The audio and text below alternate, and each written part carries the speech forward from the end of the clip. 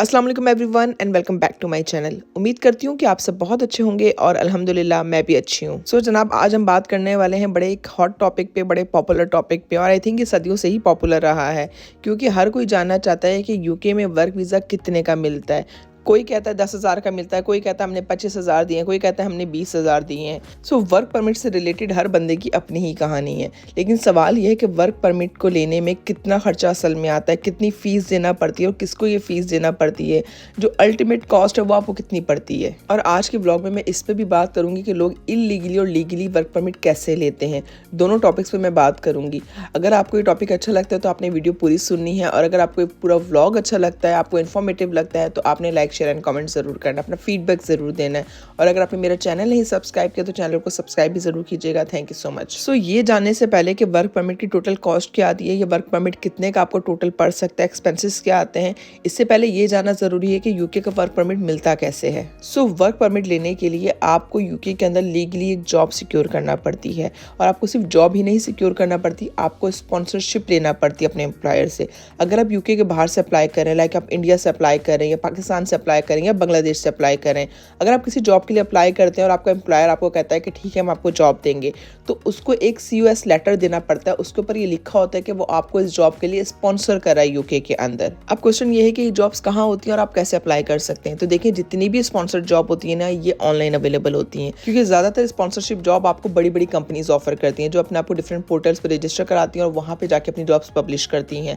कभी वो through agencies करती हैं, कभी वो खुद से पब्लिश करती हैं। लेकिन स्पॉन्सर्ड जॉब आपको स्मॉल कंपनीज भी दे रही होती हैं। स्मॉल कंपनीज कौन सी होती हैं? जिनका छोटा सा टेक अवे होता है, जिनका छोटा सा रेस्टोरेंट होता है, या छोटा सा यहाँ पे आपकी कहते हैं आप ग्रोसरी शॉप होती है, ठीक है। इस तरह के लोग भी आपको स्पॉन्सरशिप प्रोवाइड कर रहे होते हैं, लेकिन चांसेस बहुत रेयर होते हैं कि कोई स्मॉल बिजनेस आपको स्पॉन्सरशिप प्रोवाइड करे। अगर वो प्रोवाइड कर भी रहे होते हैं ना, जस्ट सपोज अगर किसी ने किसी को स्पॉन्सर किया भी है, तो ज़्यादा वो अपने सगे बहन भाइयों को कर रहे होते हैं या फिर अपने बहुत ही करीबी रिलेटिव्स को कर रहे होते हैं। वो किसी तीसरे बंदे के लिए ना बॉदर नहीं करते। वो इसलिए कि अगर आपने यूके में किसी को लीगली स्पॉन्सर करना है तो एज अ कंपनी भी आपकी कॉस्ट इन्वॉल्व होती है।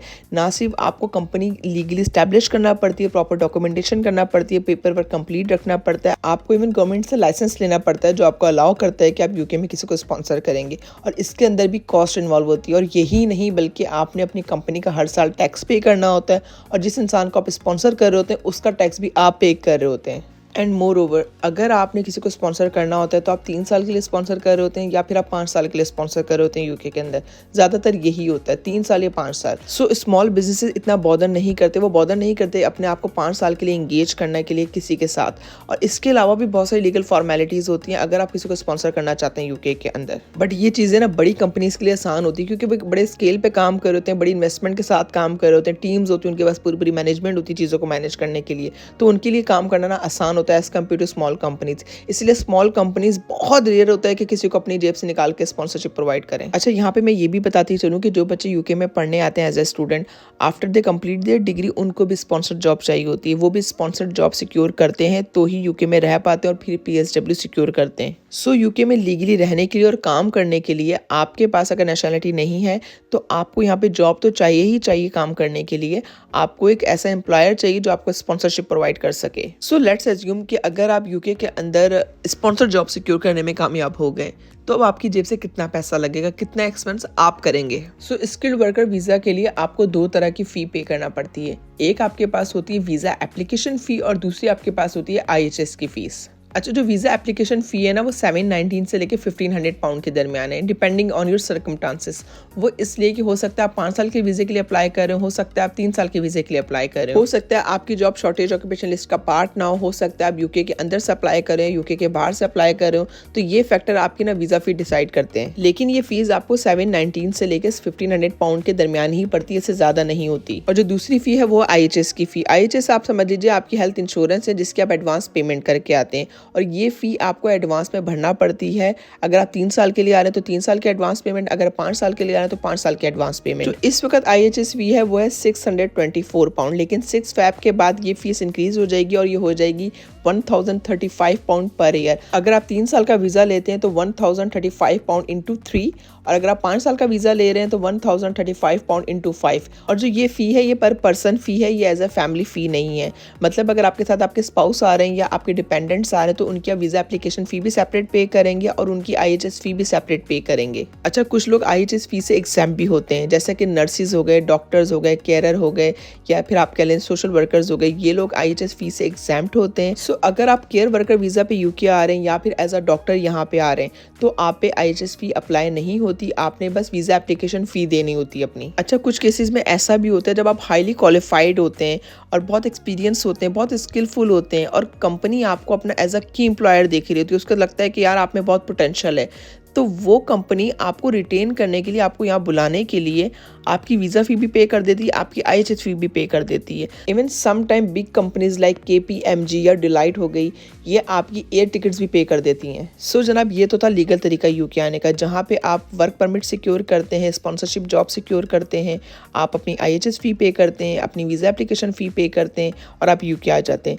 अगर 3 साल की मैं बात करती हूँ, रफली जो कॉस्ट पड़ती है एक बंदे को वीज़ा एप्लीकेशन फ़ी की आज के हिसाब से, और इसके अंदर मैं वो फ़ी IHS की काउंट कर रही हूँ जो अब आने वाली 6 फ़ैब से, क्योंकि 6 फ़ैब के अंदर कोई खास टाइम नहीं रह गया। एनीवे, जो टोटल कॉस्ट आपको वर्क परमिट की 3 साल की पड़ती है वो पड़ती है 3824 पाउंड पर पर्सन, और अगर आप इन्हें पाकिस्तानी रुपीस में कन्वर्ट करते हैं तो ये आपको पड़ते हैं 13,40,000 अप्रॉक्सीमेटली। सो ये 3 साल के वर्क परमिट की कॉस्ट थी। अगर आप 5 साल का अप्लाई करते हो तो जाहिर सी बात है ये फीस थोड़ी बढ़ जाएगी। और इसी तरह से अगर आप अपने डिपेंडेंट साथ लेके आ रहे हैं, अपने स्पाउस को साथ लेके आ रहे हैं, तो उनकी फी भी आपको सेपरेटली पे करना पड़ेगी। IHS फी भी सेपरेटली जाएगी और उनकी वीजा एप्लीकेशन फी भी सेपरेटली जाएगी। और अगर आप हेल्थ केयर वर्कर वीजा पे आ रहे हैं, एज अ डॉक्टर आ रहे हैं, नर्स आ रहे हैं, सीनियर केयरर आ रहे हैं, या फिर आप सोशल वर्कर आ रहे हैं यहाँ पे, तो आपको डिस्काउंटेड फी देना पड़ती है वीजा एप्लीकेशन फी की भी। IHS तो अप्लाई होती ही नहीं आपके ऊपर। तो जो टोटल फी आपने पे करनी है वो आपने पे करनी है 551 पाउंड वीजा एप्लीकेशन फी, और यही आपकी बस टोटल फीस है जो पाकिस्तानी रुपये से बनती है ऑलमोस्ट 2 लाख रुपए। इसके अलावा कोई दूसरी फी एज अ एप्लीकेंट आप नहीं पे कर रहे होते। सो जनाब, ये तो हो गया लीगल तरीका वर्क परमिट का। अब बात करते हैं जरा इलीगल तरीके की, जो एजेंट हजरात ने काफी सरगर्म किया हुआ है। अगर आप उनसे जाके पूछेंगे ना UK का वर्क परमिट कितने का मिलेगा, तो वो आपको कहेंगे 15,000 पाउंड, 20,000 पाउंड, और अब तो बहुत से लोग 25 से 30,000 पाउंड भी ले रहे हैं।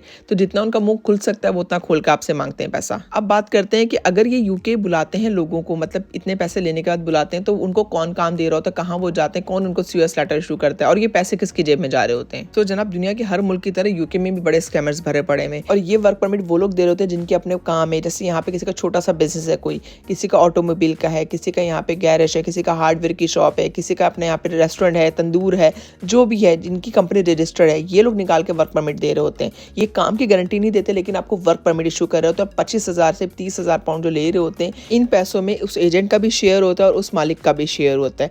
ये आपको काम नहीं देते, और मैं आपको साफ बताऊं, ये नहीं देते काम। ये आपको बुलाते हैं यहाँ पे, बस ये इस बात की गारंटी देते हैं कि हम आपको UK बुला लेंगे। UK बुलाने के बाद आप अल्लाह के हवाले होते हैं। आप इवन जो अपना टैक्स पे कर होते हैं, वो भी पैसे ये आपसे कहते हैं कि आप हमें दें। आप वो 400-500 पाउंड मंथली इन्हें देते हैं तो ये आपका टैक्स पे करते हैं, वरना ये आपका टैक्स नहीं पे करते। और मैं ये आपको बात साफ बता दूं कि ये लोग हाईली अनरिलायबल होते हैं। ये कंपनी सुबह खोलते हैं, शाम में बंद करते हैं, इनकी कोई गारंटी नहीं होती। UK में एक बंदे के नाम पे अगर 6 कंपनीज भी हैं तो गवर्नमेंट को फर्क नहीं पड़ता, एज लॉन्ग एज वो बंदा टैक्स पे कर रहा हो। अगर टैक्स के नाम पे वो सालाना 200 पाउंड भी पे करता है और उसको जस्टिफाई कर देता है, तो गवर्नमेंट को फर्क नहीं पड़ता इस बात से। मैं आपको ये भी बात बता दूं कि अगर आपको कोई UK में स्पॉन्सर करता है ऐसे इलीगली 20,000 पाउंड, 25,000 पाउंड लेने के बाद, और आप यहाँ आ जाते हैं, तो यहाँ पे वो आपको काम नहीं देता, तो फिर यहाँ पे आपकी जिंदगी रूल ले जाती है सही मायनों में। मतलब जो कहते हैं ना प्रोग्राम तो बढ़ गया, वो यहाँ पे आके बात फिट होती है, क्योंकि यहाँ पे आने के बाद आपको कोई काम नहीं देता। यहाँ पे आप ज्यादा कैश एंड हैंड काम कर सकते हैं। कैश एंड हैंड काम में भी आपको कोई बुरा काम नहीं देता, हमारे लोग काम देते हैं, और हमारे लोग कितने अच्छे हैं ये बात सबको पता है। मतलब क्योंकि उनको पता होता है कि वापस आप जाना नहीं चाहते, तो वो आपको जितना एक्सप्लॉइट कर सकते हैं वो करते हैं। 4 pound per hour, 5 pound per hour वो आपको पे कर रहे होते हैं, और लोग उस पर काम कर भी रहे होते हैं।